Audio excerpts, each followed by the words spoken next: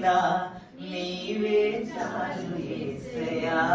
ఆయన నమ్మకమైన దేవుడు అండి. దేవుడికి స్తోత్రం. స్తోత్రం చెప్తారైతే నమ్మకమైన దేవుడు అంటే మాటించి నెరవేర్చే దేవుడు అంటే నీ జీవితంలో ఏదైతే వాగ్దానం చేశాడో ప్రతిదీ నెరవేర్చే దేవుడు అని అంటే ఎంత స్తుతించాలంటే మౌనంగా ఉంటున్నారంటే మౌనం వాడు దేవుడికి స్తోత్రం. కరవకుండా రాజకూడదని కాబట్టి దేవుడు మీకు దేవుడుగా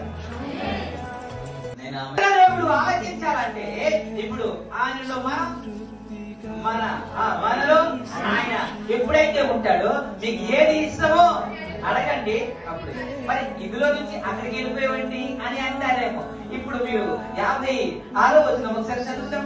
50 యోహాను సువార్త 6వ అధ్యాయము 56. నా శరీర వృద్ధిని నా రక్తము తాగువాడు నా యందును నేను ఆయన యందును నిలిచి ఉన్నాము. ఏది ప్రార్థన చేస్తారా? ప్రార్థన చేస్తే కాదు, ఆయన శరీరంలో ఆయన రక్తంలో ఎవరైతే బాల్యభాగస్తులు అవుతారో వారంట యేసులో ఉంటారంట. యేసు ఆయనలో ఉంటారంట. దేవుడికి